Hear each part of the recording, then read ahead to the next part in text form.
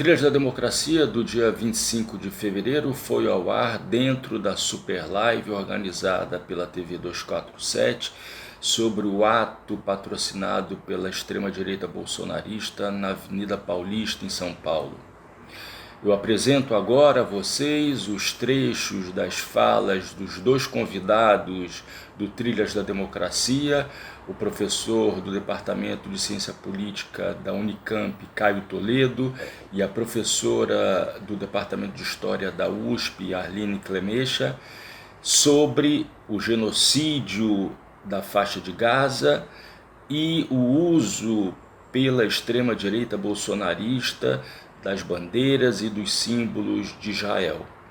Por fim, eu gostaria de dizer que essa iniciativa se enquadra no conjunto das ações de constituição da Rede Universitária de Solidariedade ao Povo Palestino, cuja adesão pode ser feita pelo link que se encontra agora nesse vídeo.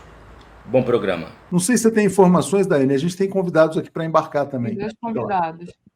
Exatamente, acho que é até importante trazê-los, já embarcá-los aqui. O Marco Mondani, que é um dos nossos âncoras aqui no programa Trilhas da Democracia, que passa justamente no domingo às 15 horas, esse é o horário, então saúdo o Marcos, e também o Caio Toledo, que vem aqui nos ajudar. Ele era o convidado do programa do Marco. O Marco vai poder apresentá-lo de forma mais precisa aqui, mas é filósofo, professor do Departamento de Ciência e Política da Unicamp. Caio vai nos ajudar a interpretar algumas questões.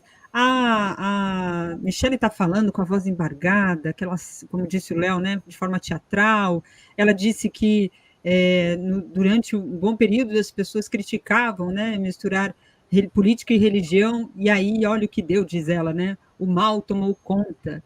Né? Então, temos, na visão dela, tem que misturar política e religião. Ela disse que o esposo usou o versículo lá, né? Conhecereis a verdade vos libertará, e essa foi uma mensagem de Deus. Então, tudo muito misturado aí nesse discurso dela, com uma questão muito teatral, né? Voz muito embargada, o piano tocando ao fundo, criando aquele ambiente, né, de guerra santa, né, de uma batalha religiosa em nome de um propósito muito maior, que é o poder, que foi esse o termo que ela usou aqui. Marco, você estava com a pauta justamente um pouco abordando essa questão no programa de hoje, Trilhas. A gente suspendeu por conta da Super Live aqui, né, Léo? Eu vou sair, Daiane, para escutar os discursos, mas dou boas-vindas aqui para o Marco e para o Caio, e vou estar aqui também tentando ouvir ao mesmo tempo. Valeu, gente. Perfeito. Marco, traz aqui um pouco da sua avaliação sobre esse ato de hoje e também essas questões que eu trouxe aqui. Obrigada pela sua participação. Obrigado, Daiane. Como você disse, a gente estaria agora com uma live com o professor Caio Navarro de Toledo, professor aposentado do Departamento de Ciência Política da Unicamp, e com a professora de História Árabe do Departamento de História da USP, Arline Clemecha.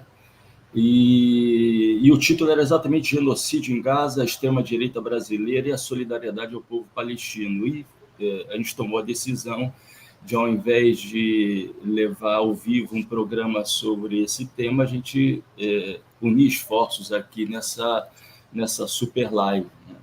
Eu faria uma primeira observação, o professor Caio já está presente aqui,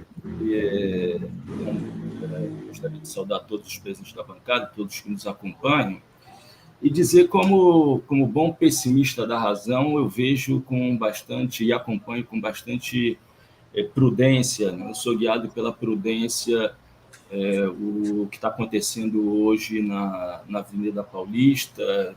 Quem acompanha essa ofensiva da extrema-direita no Brasil desde 2013, 2014, não pode ter o direito de sempre tratar com bastante atenção esses movimentos da extrema-direita, né?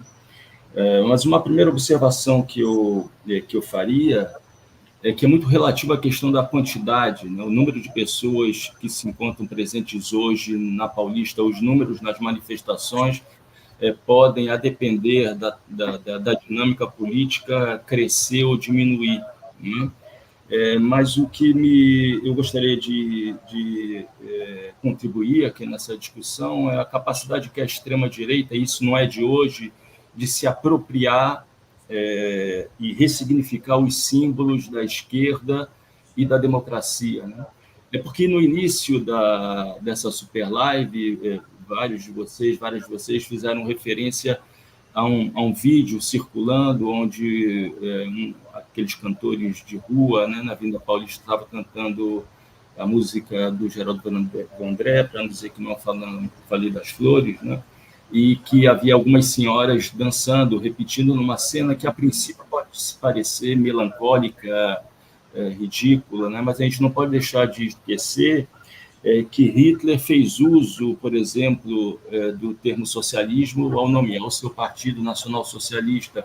Mussolini também fez uso de tudo aquilo que ele aprendeu no interior do Partido Socialista Italiano, quando ele cria o Partido Nacional Fascista e transforma o discurso da luta de classes em discurso de luta entre as nações.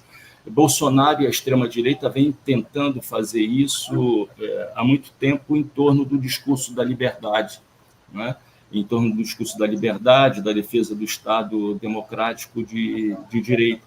Então, é preciso ter muita atenção em relação a essa batalha de ideias, né? Essa batalha discursiva, né?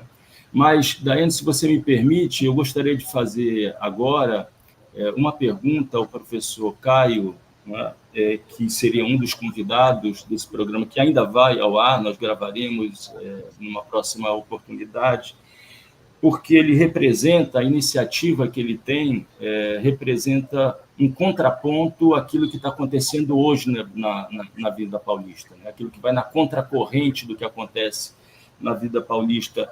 Eu tive a oportunidade, vocês também tiveram a oportunidade de observar, isso não é agora, isso já é de algum tempo, algumas bandeiras de Israel, por entre tantas bandeiras verde e amarelas, né? E o professor Caio iniciou uma ação, né? Ele patrocina uma iniciativa junto a outros professores da construção da rede universitária de solidariedade ao povo da Palestina. E é exatamente em torno da fala do presidente Lula na Etiópia e agora no Rio de Janeiro, né, de denúncia do genocídio na faixa de Gaza, que foram divulgados um manifesto, né, de denúncia do genocídio em Gaza e de solidariedade à fala do presidente Lula. Eu acho que o Yatushi quer falar alguma coisa. Não, eu só queria trazer, na verdade, rapidamente, informações, Marco. É o seguinte, sim, eu saí e fui, e tem a ver com isso que você está falando, eu fui escutar um pouquinho da Michelle, né? A Michelle talvez seja a maior ameaça que o Brasil já enfrentou. Ela estava em cima de um palco, chorando, dizendo que pedia 7 glórias a Deus, que o senhor virá montado num cavalo para salvar o Brasil e tal, aquela coisa, uma confusão entre religião e política. Nunca vi nada parecido, né? Uma coisa assim, e as pessoas com as mãos para os céus. Na verdade, a Paulista está lotada de evangélicos também, quer dizer, que não são propriamente pessoas que estavam ligadas nessa questão da polarização política tradicional. Então, eu só estava querendo trazer estas informações também da atuação cênica da Michelle e que ameaça a ideia de um Estado laico, a ideia também de respeito, né, a todos os povos, religiões. É algo realmente assustador. O Brasil pode estar correndo um risco de destruição absoluta, de virar teocracia miliciana, né, como algumas pessoas já alertavam. Recomendo que depois todo mundo assista essas cenas, que é de despertar o botão do pânico, mas era só isso que eu queria trazer. Ela terminou agora pedindo uma salva de glória a Deus, de 7 glória a Deus, e que o Senhor abençoe Israel e abençoe o Brasil. Terminou os berros a fala dela agora. Isso está virando uma questão preocupante. Se vocês me permitem, só para que o professor Caio toque nessa questão que faz parte, inclusive, tanto do manifesto, da nota de solidariedade, a denúncia que o presidente Lula fez em relação ao genocídio cometido em Gaza, que se faz referência à defesa do Estado laico, que é uma questão fundamental nessa luta que nós fazemos contra aquilo que... Mas vou pedir para todo mundo ser bem assim objetivo nos comentários para a gente poder trazer mais informação. Vamos passar para o professor, então, por favor. Professor Caio, por favor. Estão me ouvindo? Tudo bem? Sim, perfeito. Olha, com muita satisfação que eu participo dessa trincheira em defesa da democracia, né, ameaçada desde 2016. Então, eu aproveito também para reiterar, em certa medida, as reflexões ponderadas do Marco Mondaini, que eu entendo que, antes de fazer julgamentos, né, em profundidade sobre o dia de hoje, sobre o que está ocorrendo, importa nós conhecermos, né, mais detalhes e logo o que virá mais adiante, né, os discursos, as palavras de ordem, né, que serão pronunciadas aí por essas lideranças, por essas milicianas, pelos milicianos que estão no palco.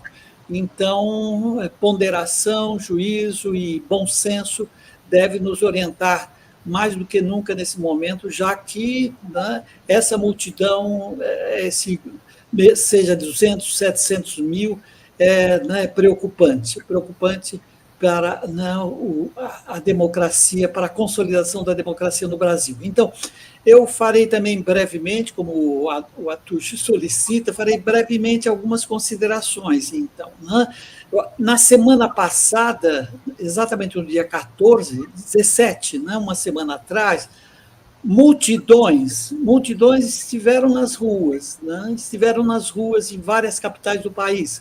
No Brasil, foram limitadas, reduzidas, apenas alguns grupos se reuniram na Paulista e na praça lá Palestina, né, no Paraíso. No entanto, em várias partes do mundo, multidões saíram em defesa do povo palestino, saíram questionando, né, o genocídio em curso na faixa de Gaza e solidarizando-se irrestritamente com o povo palestino. Isso é um alento, né, na medida em que essa tragédia humanitária que nós estamos vivendo, estamos assistindo, ela desperta, ela convoca, ela interpela os setores democráticos, humanistas e críticos para se manifestar, para não se omitir, para não se calar, né? Então, nesse sentido é que esta rede universitária, então, é um privilégio nós podermos falar dela, porque ela está em construção e ela necessita, né, do apoio da mídia alternativa e de todos os universitários brasileiros. Essa rede visa, né, estimular, incentivar, criar, né, redes locais, comitês locais em todas as universidades, no sentido de tomar iniciativas, promover debates, promover atividades de todo o gênero para que a questão palestina esteja presente, que seja amplamente discutida. A questão palestina é uma questão da humanidade, né? Tal como ocorreu em 1968, na década de 70, em que multidões saíram às ruas para defender, né, o povo vietnamita contra a agressão imperialista, cabe hoje, né, a todos os setores democráticos a empunhar essa bandeira, a lutar pela Palestina, lutar pela democracia, né? E quando nós vemos as bandeiras de Israel, né, tremulando, não dá para saber, né, se elas, o número delas, se é muito significativo. Aparece, né? A gente vê agora mesmo no palanque ela sendo tremulada, né? É tudo que nega, né, esta manifestação em defesa do Israel, do Estado de Israel, é a defesa da barbárie, é a defesa do genocídio, é tudo que, né, mais abjeto em termos de valores humanistas e valores, né, que visam uma humanidade sem discriminações, sem explorações. Então, hoje, essa manifestação é a contrapartida, né, daquilo que está ocorrendo em outras partes do mundo, né, de forma mais significativa até, que é a defesa de um Estado livre, soberano, Estado democrático, de um Estado laico, né? Então, aproveito, então, para, nesses nesse breve espaço de tempo, para dizer que essa rede, né, ela visa ter o apoio de colegas e docentes de todas as universidades brasileiras, né?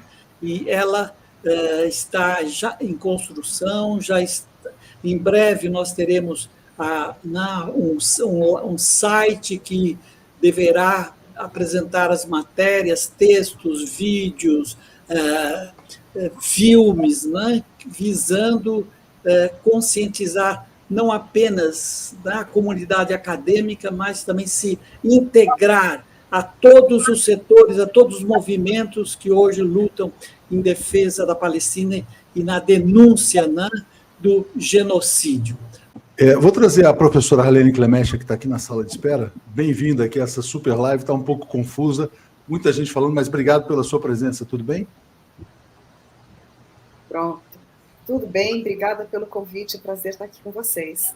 Bom, eu vou pedir para todo mundo, eu tenho feito esse pedido a todos, para todo mundo ser breve e objetivo, mas eu tenho trazido também, ao mesmo tempo, as informações do ato. Acaba de falar o governador de São Paulo, Tarcísio de Freitas, né? Uma tônica dessas manifestações, Bolsonaro falou com a bandeira de Israel, Michele com a bandeira de Israel, Magno Malta com a bandeira de Israel, e o Tarcísio acaba de dizer, Bolsonaro, um presidente que sempre respeitou Israel, né? Você não é mais um movimento, você não é mais um CPF, você é um movimento aqui no Brasil. Todo esse ar de guerra santa, e a gente falava também sobre o fato de Michele dizer que o Brasil vai ter que misturar, a partir de hoje, religião e política. Então, por favor... E agora Léo, agora está falando um Silas Malafaia. Tá, vamos ouvir também o Malafaia, mas vamos passar para a Arlene e a gente fica atento aqui ao Malafaia, por favor. Com você, Arlene. Então, a relação entre a extrema-direita brasileira e o governo de Israel, ou mais do que isso, a simbologia de Israel, perpassa e passa através do movimento neopentecostal e a influência que ele tem na política e na ideologia que base, ou um dos pilares da própria formatação ideológica da extrema-direita. Então, você tem um apoio do neopentecostalismo, à extrema-direita em geral, ao bolsonarismo em especial, um movimento do bolsonarismo em direção a essa base, é uma das suas principais bases, e um movimento de Israel, finalmente, que recebe apoio da extrema-direita brasileira, de retornar esse apoio na forma de, né, vamos apoiar nossos amigos, principalmente no atual cenário polarizado do Brasil. Então, resumindo, eu queria salientar um aspecto disso que eu falei que pode ter parecido um pouco confuso, mas o aspecto crucial é o seguinte, que pela primeira vez a gente vê no Brasil um movimento político local, brasileiro, nacional, interno da nossa política, fazer uma utilização ideológica e aproximar-se ideologicamente do governo de Israel. E mais do que isso, da junção entre a simbologia neopentecostal com a simbologia do Antigo Testamento, com a simbologia israelense, Jerusalém, templos, e finalmente isso, né, que é esse casamento de uma extrema-direita que é mais do que local, né? Finalmente isso forma um grande caldo que se alimenta e retroalimenta entre Israel, governo atual de Israel, né, a extrema-direita e movimentos neopentecostais na política. Há uma afinidade ideológica, é isso que eu quero dizer. Atucha, eu tenho que sair, mas antes de sair eu gostaria de fazer uma última pergunta à professora Arlene. Muito se fala dos riscos, tem se falado dos riscos da expansão de uma guerra pelo Oriente Médio a partir do genocídio praticado em Gaza, e quando a gente observa o uso da bandeira de Israel na manifestação de hoje, será que a gente não vê uma estratégia por parte da extrema-direita fascista de trazer para o Brasil a ideia também da existência de uma guerra santa, de uma guerra religiosa entre nós, e isso servir para dar sobrevida à narrativa bolsonarista? Acho que tem que abrir o microfone, Arlene, aqui, só um minutinho. Deixa eu ver aqui. Pronto, por favor. É uma relação muito, muito complexa, não é nada óbvio e simples, não, o que está por trás das ações e do que a gente vê, mas, veja, primeiro é importante entender que de longe, nem todo bolsonarista apoia o genocídio israelense na faixa de Gaza, isso é fato. Mas justamente por isso também foi tão importante para o bolsonarismo e os seus apoios dentro, né, do establishment, né, do sionista, conseguir demonizar toda a atuação de Lula em relação a Gaza. Né? Ou seja, dizer que ele está errado quando diz que é genocídio, dizer que ele não poderia ter comparado com o Holocausto. Na minha interpretação, ele não comparou com o Holocausto, eu posso explicar exatamente o que eu entendi nas palavras dele, mas e tentar, então, dizer que tentar acobertar o que Israel está fazendo na faixa de Gaza, justamente para não fragilizar a aliança que existe, não é entre toda a base bolsonarista, mas principalmente dos setores religiosos neopentecostais, que tem um olhar, que tem uma expectativa e tem uma visão ideológica em relação a Israel. Para o neopentecostalismo, a Israel judaica é importante para a sua religião, né, para a vinda, para o retorno do Messias, que, por sua vez, irá evangelizar todos. Né? Essa é o retorno é a salvação do mundo, né? A visão deles é essa, que tem que se recriar uma Israel tal qual existia na era de Cristo. Né? Então, essa identificação, e vai além disso, né? Porque a religião não parou aí, vai além disso, mas isso significa que dentro da disputa entre a extrema-direita e a centro, ou forças democráticas, digamos assim, no Brasil, essa disputa está atravessada pela questão de Israel, ou da questão do que Israel está fazendo, ou da questão israelo-palestina, ou queira entender como for. Mesmo que as alianças não sejam todas tão nítidas, claras e imediatas, mas certamente há uma tentativa de transportar para dentro do cenário político brasileiro a guerra do Oriente Médio.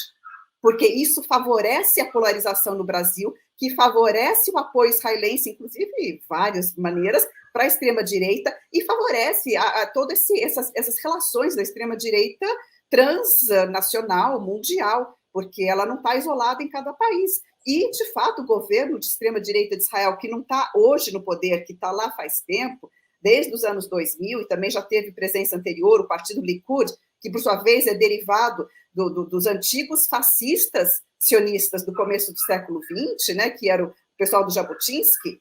Essa turma, ela vem alimentando a extrema-direita onde quer que seja no mundo, vem fornecendo desde ideologia até equipamento de tecnologia. Espionagem. Espionagem, né? Eu pensava a palavra em inglês, que é surveillance, mas é espionagem, entre outras palavras. Então, é por aí que passa, realmente. E eu acredito, sim, que eles veem vantagem em incrementar a polarização e transportar o conflito do Oriente Médio para cá, para essa polarização. O que é lamentável, a gente tem que combater isso, tem que mostrar que não é assim. E, de fato, não se pode generalizar, primeiro, entre evangélicos, porque são absolutamente diferentes entre si, tem várias correntes. Segundo, não é todo bolsonarista que apoia o massacre, se não quiser usar a palavra genocídio, o morticínio, etc., na faixa de Gaza, não é, né? Mas tem várias camadas e várias facetas dessa corrente política, e uma delas está tentando, porque ganha muito com essa transferência do conflito para cá e da polarização aqui dentro em torno disso.